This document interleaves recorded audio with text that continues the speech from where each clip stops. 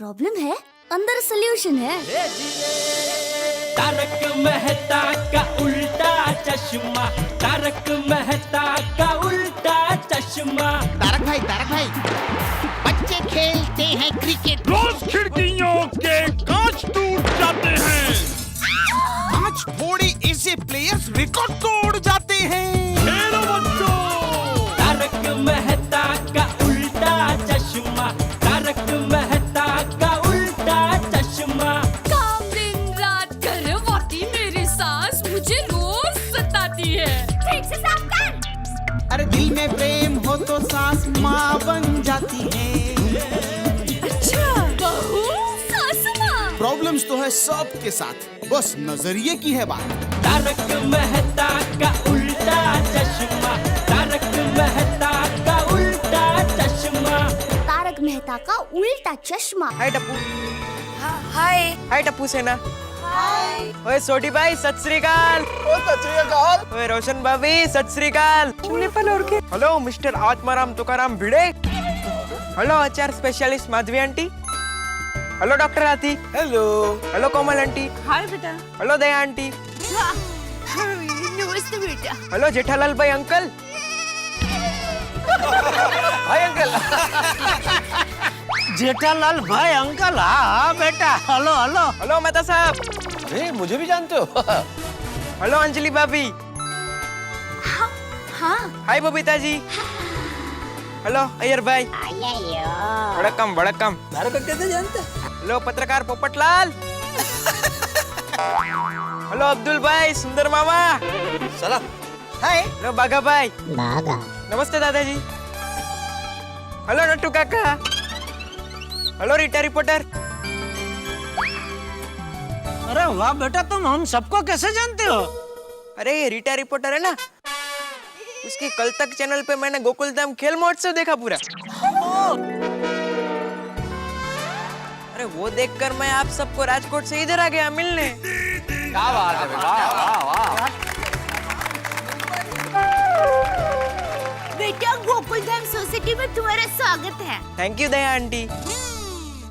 सच कहूँ मैं आपका गोकुलधाम खेल महोत्सव देखकर आज बहुत खुश हुआ।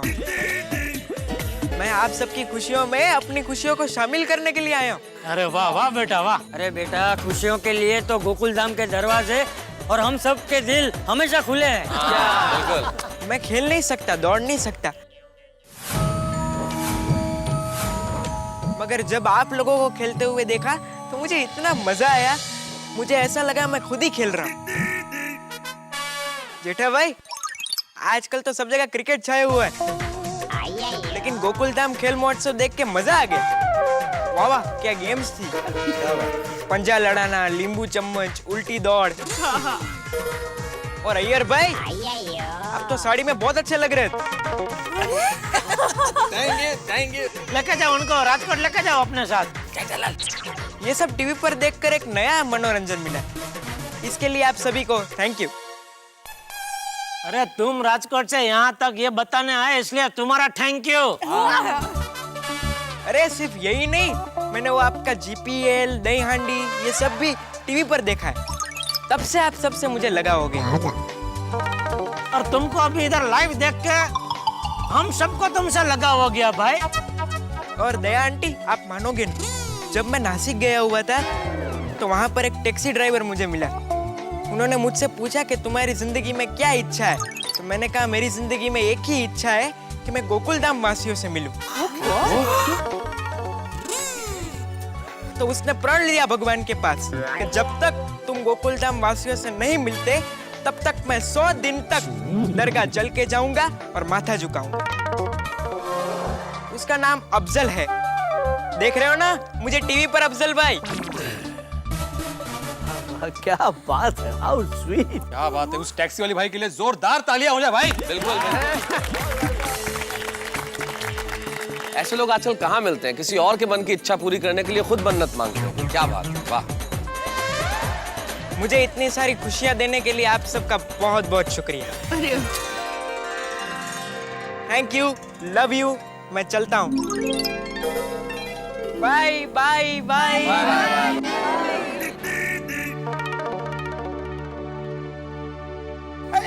मिनट। आप वही जय छिन्यारा हो ना जो टीवी पे सब लोगों को हंसाते हो? हाँ।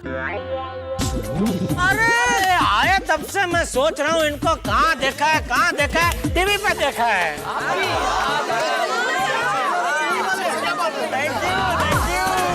आप हमारी खुशियों में शामिल होने के लिए आए, लेकिन आप भी तो खुशियाँ बांटते हैं। हाँ, यहाँ भी खुशियाँ बांटो, हमारा क्या कसूर है? अभी आए हो तो ऐसे जाने नहीं देंगे। तो फिर अरे बेटा, यहाँ आए हो तो हमारे घर पे खाना खाना ही पड़ेगा। खाना तो खाएंगे, लेकिन उसके पहले आपको अपनी कला दिखानी पड़ेगी। दिखाएंगे ना? बिल्कुल।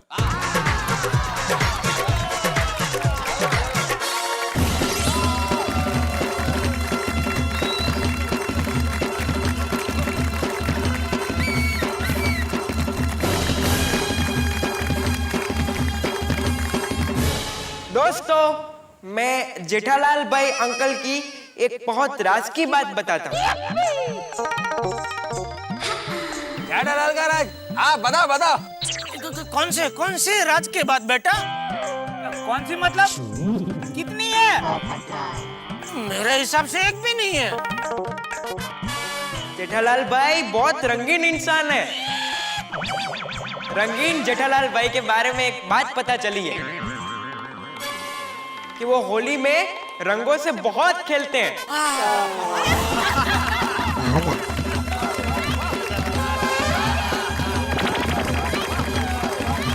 अब मैं यहाँ हाजिर सभी पतियों के मन की बात बताता हूँ। एक पति समंदर के पास खड़ा होके समंदर को ललकार रहा था, ऐ समंदर अपनी लहरों को जरा संभाल के रख, ऐ समंदर अपनी लहरों को जरा संभाल के रख, जिंदगी में तूफान लाने के लिए मेरी पत्नी काफी। माधवी, करेले का जूस पी के आया होगा समंदर के पास। दोस्तों, एक बार जेठालाल अंकल और दया आंटी दोनों सड़क पर घूमने निकले। तभी अचानक उनके सामने एक फॉरेनर आया। फॉरेनर ने अंग्रेजी में पता पूछा। जेठालाल को कुछ समझ में नहीं आया। जो कभी बाकी है मेरा दोस्त। फिर फॉरेनर ने फ्रेंच में पता पूछा, फिर भी दोनों कुछ नहीं समझे। फिर फॉरेनर ने जापानी, रशियन, जर्मन में पता पूछा, फिर भी दोनों को कुछ समझ में नहीं आया। वो तो सर पटक कर चला गया। दया आंटी जेठालाल से कहती है, टप्पू के पापा, हमारे लिए बड़ी शर्म की बात है। वो आदमी ने हमसे 5 भाषा में पता पूछा, फिर भी हमें एक भी भाषा नहीं आई। जेठालाल बोलते हैं, दया, उसको तो 5 आती थी, फिर भी क्या फायदा हुआ?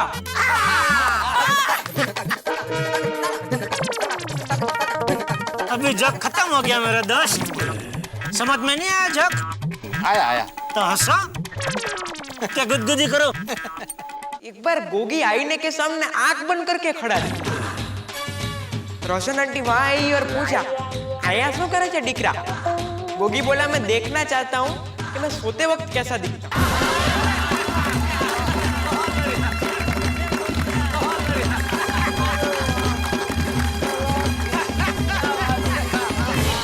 जिंदगी में कभी उदास मत होना, कभी किसी बात पर निराश मत होना।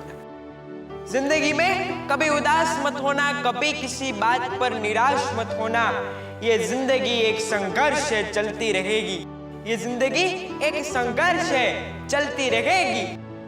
कभी अपने जीने का अंदाज मत बदलना।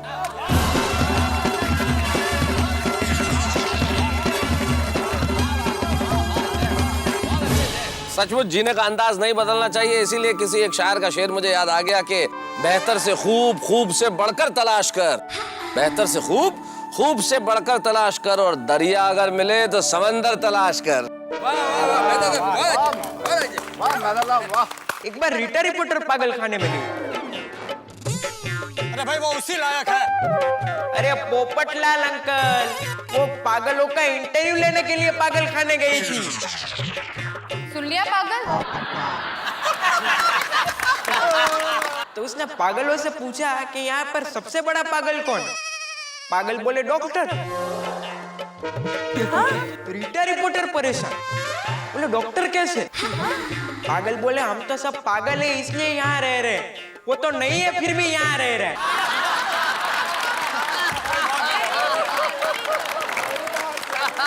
एक बार टीचर ने गोली से पूछा, ऐसी कौन सी 2 चीजें हैं जो हम नाश्ते में नहीं खा सकते? गोली बोला, टीचर लंच और डिनर।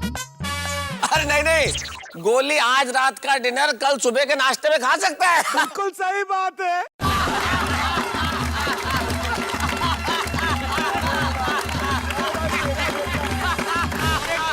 पर जेठालाल टप्पू से कह रहे थे, टप्पू अगर इस साल तू पास हुआ तो मैं तुझे साइकिल देके दूंगा, मगर याद रखना अगर फेल हुआ तो मुझे पिताजी भी मत कहना, पापा भी मत कहना, डैडी भी मत कहना,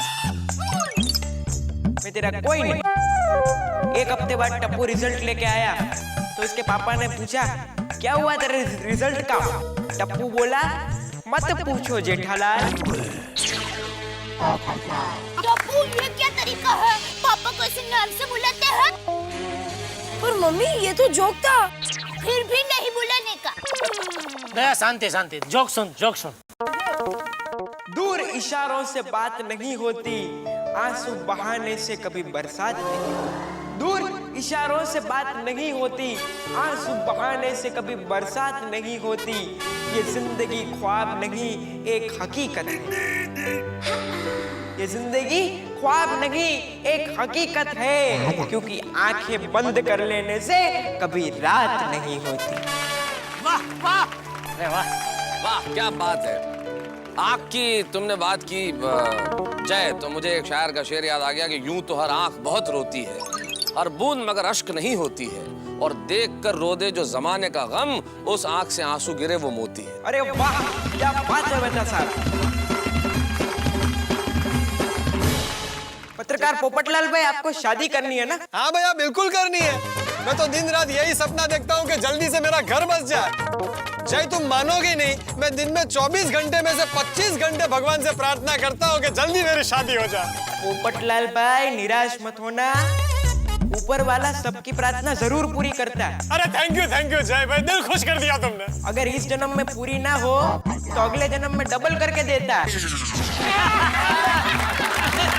ले लेता जा, अभी तेरी खुशी भी दुगनी कर दे। आजकल के हमारे कुछ नेता इस देश के दुर्भाग्य को देख रहे हैं, पूरा देश खा गए फिर भी डकार नहीं ले रहे। क्या बात है, बहुत गहरी बात कह दी बच्चे ने, वाह वाह वाह वाह। बिल्कुल सच बात कह दी जय। तब मुझे याद आ गया कि एक सांप नेताजी को काट रहा था, तो किसी ने कहा, भाई सांप नेताजी को काट रहा है? बोले, काट नहीं रहा, जहर भरवा रहा है। गोली ने एक बार अपने पापा से कहा, पापा पापा मुझे भी आपकी तरह डॉक्टर बनना है। पापा बोले, लेकिन तुझ में कोई गुण है डॉक्टर बनने का? गोली बोला, है ना। पापा बोले, क्या? गोली बोला, मेरी हैंडराइटिंग।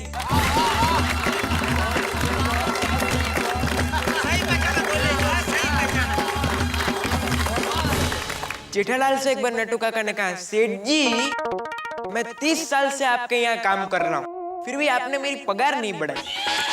देखिए आपके यहाँ काम करते करते मेरे बाल सफेद हो गए। जेठालाल बोले, ये लो 30 रुपया, अपने बाल को कलर करवा लो। सेठ जी यहाँ भी मुझे नहीं छोड़ा। एक बार बाघा भाई ने जेठालाल भाई से कहा, सेठ जी अपने यहाँ फाइल बहुत बढ़ गई, फाइल रखने की कहीं जगह नहीं। जेठालाल बोले, तो फिर गोडाउन में रख दो। बोले, गोडाउन में भी रखने की जगह नहीं। जेठालाल बोले, तो फिर फेंक दो। थोड़ी देर बाद वापस आए, सेठ जी लेकिन फेंकने से पहले इन सबकी एक एक कॉपी निकाल दे। कमाल का सेंस ऑफ ह्यूमर है भाई। जेठालाल इसको कहते हैं जैसी जिसकी सोच। तुमसे ही इस वतन की जान है, तुमसे ही इस वतन का ईमान है। तुमसे ही इस वतन की जान है, तुमसे इस वतन का ईमान है। जहां तुमसे फूल खिलते हो दोस्तों, उसी सरजमी का नाम हिंदुस्तान। वाह वाह वाह, ब्यूटीफुल। अजय जय हिंद, जय हिंद।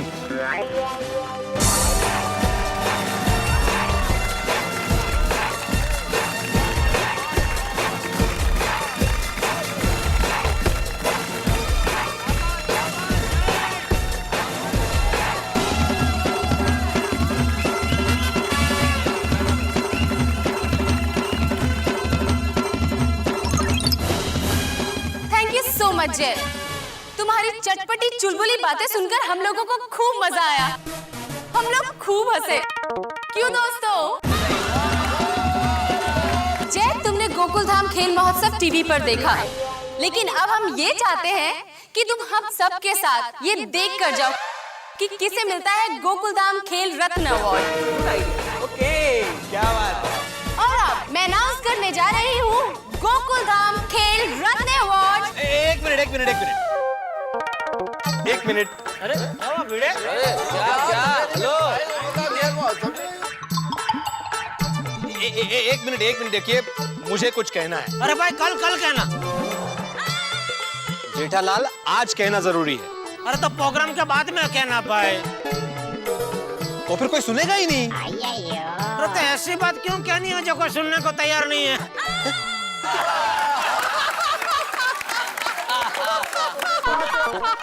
अरे जेठिया, सुन तो ले क्या कह रहा है। सॉरी बाबू। बोलो भाई बोलो। थैंक यू वेरी मच चाचा जी। तो मैं इस गोकुलधाम सोसाइटी का एकमेव सेक्रेटरी आत्माराम तुकाराम भिड़े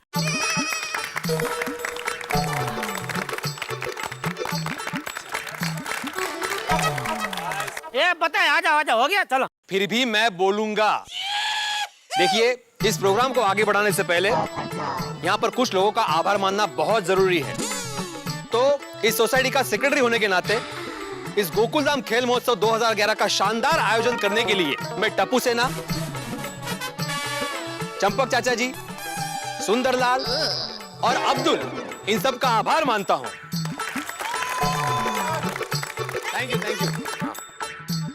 और हमारे माननीय जजेस श्रीयुत नड्डू काका जी, श्रीयुत बागा जी और उनके दो सहयोगी रोजी और लूसी जी का भी आभार मानता हूं। और इस शानदार इवेंट को टीवी पर लाइव दिखाने के लिए हमारी कल तक की रिपोर्टर रीटा का भी मैं आभार मानता हूं।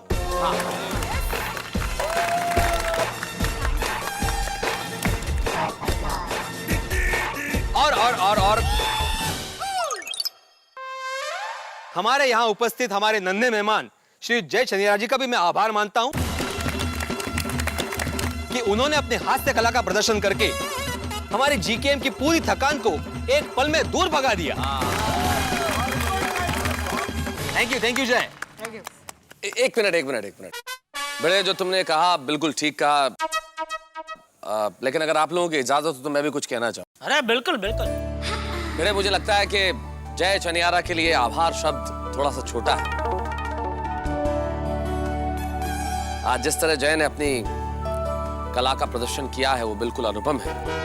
हम लोग क्या आभार प्रकट करेंगे? जो जोश और जज्बा दिखाया है वो अद्वितीय है। जहन में आती है कि ईश्वर न जाने ऐसा क्यों करता है कि जिंदगी में कुछ इंसानों को तो सब कुछ दे देता है और कुछ इंसानों से कुछ छीन लेता है। लेकिन जिस तरह जय ने आज पूरे वातावरण में अपने शब्दों से, अपने लफ्जों से एक नई चेतना, एक नई रोशनी भर दी, तो ये एहसास होने लगा कि ईश्वर अगर कुछ छीन लेता है किसी से तो ऐसा बहुत कुछ दे देता है जो आम इंसान के पास नहीं होता। कई लोगों के पास देखने की ताकत नहीं होती, रोशनी नहीं होती, लेकिन सुर की इतनी समझ होती है कि संगीत भी उनसे सीखने लगता है। कई लोग सुन नहीं सकते लेकिन हाथों में उनके अद्भुत कला होती है। तब किसी शायर का मुझे एक शेर याद आता है, वो कहते हैं कि जहां रहेगा वही रोशनी लुटाएगा, किसी चिराग का अपना मकान नहीं होता। वाह मता साहब, वाह।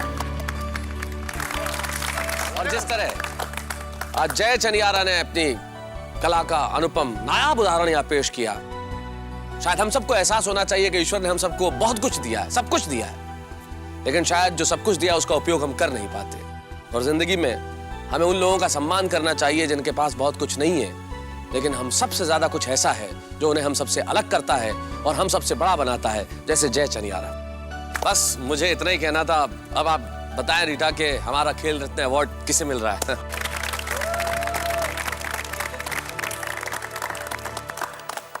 रीटा, अब गोकुलधाम खेल महोत्सव के खेल रत्न अवार्ड का अनाउंस करो। एक मिनट यार, मुझे कुछ कहना है। कितना कहना है इसका माधवी भाभी? घर में आप क्या इसको बोलने नहीं देते? नहीं, असं काही नाही। मग काय म्हणजे? अरे भाई कितना बोलना है तुमको? महत्व की सारी बातें तो हो गई। नहीं, बाकी है जेठालाल। इससे पहले कि खेल रत्न का अवार्ड अनाउंस हो, मेरा यह प्रस्ताव है कि खेल रत्न का अवार्ड जिसे भी मिले मैं चाहता हूं कि हमारे यहाँ उपस्थित जय के हाथों वो अवार्ड प्रदान हो। ये बात सही कही। बढ़िया प्रस्ताव, बढ़िया प्रस्ताव। बहुत, बहुत। और अब दोस्तों दिल थाम के बैठ जाइए, क्योंकि अब मैं उस खिलाड़ी का नाम अनाउंस करने जा रही हूँ जिसने जीता है ये गोकुल धाम खेल रत्न अवार्ड, और उस खिलाड़ी का नाम है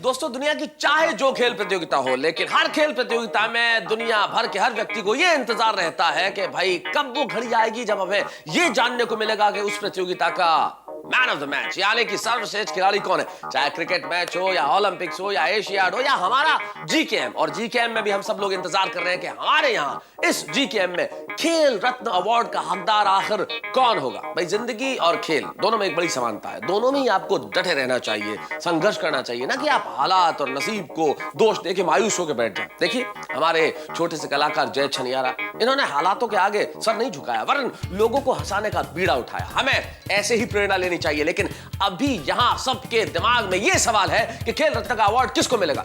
आप भी सोचिए, मैं भी सोचता हूं, फिर मिलकर देखेंगे कि अवार्ड मिलता किसे है। देखेंगे मिलके तारक मेहता का उल्टा चश्मा।